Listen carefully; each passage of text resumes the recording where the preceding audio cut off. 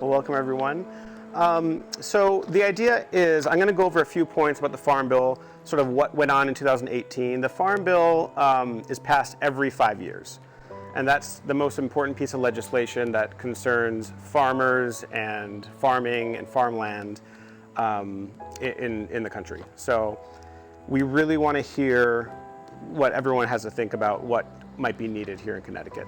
And so in 2018, the Farm Bill was passed, and some of the spending, I just want to go over some of the spending that was, I have my notes here. The total is a $428 billion package, of which $325 went to nutrition, such as SNAP. $38.5 billion went to crop insurance. Commodities such as whole farm revenue protection was at $29 billion. Conservation at $29.6 billion. And then at $4.2 billion was horticulture, forestry, rural development, other programs. So what is included in the Farm Bill? We have commodities, conservation, nutrition, credit, federal loan programs, rural development, research, extension, and other food research, forestry, energy, horticulture, crop insurance, and miscellaneous, which is beginning farmers, things like that. What's not in the Farm Bill is, ironically, farm and food worker rights and protections, public land grazing rights, irrigation, FDA stuff, tax issues, school meals, things like that. So where we're at in the Farm Bill right now is hearing comments. So Congress right now is accepting letters, holding hearings, accepting opinions from organizations around the country. Now here in Connecticut, we have a unique advantage in that Johanna Hayes, who serves as the Congresswoman for the 5th Congressional District in Connecticut, which is Northwest, I believe, Connecticut. She sits on the Agricultural Committee, which there are not a ton of seats on. So, and she's familiar with our organization, she's familiar with our constituency and our members. So again, we're in a unique position to sort of tell her exactly what we would like to see in the Farm Bill. And that's where all you come in. So, we want to amend this to include your voices, to include voices of our membership, about what's important to you as folks who are farmers and eaters and activists. So we want to hear from you.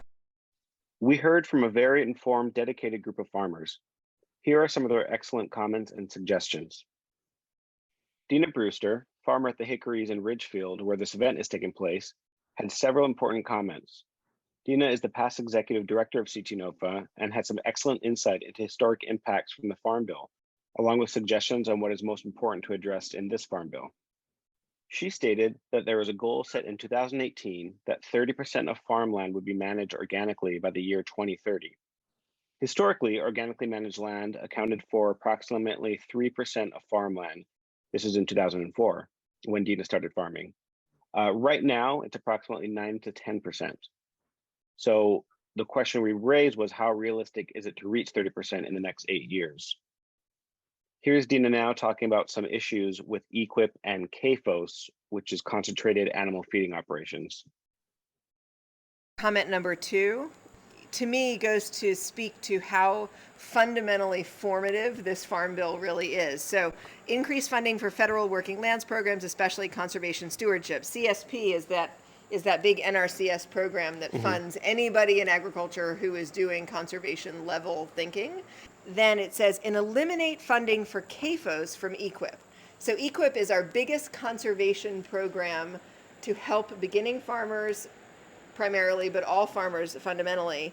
EQIP is the name of the NRCS program that does the conservation work or any kind of responsible stewardship on our land. EQIP is currently funding CAFOs across this nation, right? It's funding massive manure lagoon renovations and things that support confined animal feed operations, CAFO, C-A-F-O, right? Big factory farms. And so if we want to change the face of agriculture, just simply stopping federal funding for a practice that I, don't support would be a huge shift in our entire agricultural economy. Dina also talked about healthcare reform, stating that this is key for young farmers. She suggested that we need to find out what the priorities are to make farming more attractive and achievable for young farmers. Finally, Dina suggested that the Farm Bill include farmers in student debt forgiveness to make farming more attractive and affordable for young people. Alexandra Alameda, Community Gardens Coordinator at GVI, or the Green Village Initiative, talked about the importance of land acquisition in urban settings. She wants to ensure that there is funding for more urban land to bring abandoned lots in urban areas to a condition that they can be farmed. Elizabeth from Planter's Choice in Newtown would like to see a focus on the hidden costs of farming: electricity, water, power, and infrastructure. She's wondering if there is a way to get funding for farm utility costs, improvements, and also guidance from professionals. Howard Schaefer, a board member at NOFA, talked about the need to allocate funds for smaller farms and production that's local. There should be funding for local ag infrastructure, such as localized meat processing facilities and food hubs that farmers can sell to, rather than direct sales to restaurants. Anna Gura, co-chair of the Conservation Committee at Wilton Garden Club, commented about funding for marketing for farmers, such as promoting farmers markets and other sales venues to make distribution easier for farmers. Other suggestions from participants included topics such as mentorship for young farmers and support for aging farmers to make the transition to new generation farmers easier, as well as asking for pathways to citizenship for immigration farmers. We want to work to make your voices heard in Congress. If you have any questions or comments regarding the 2023 Farm Bill, please email ctnofa@ctnofa.org. We want to hear your opinions.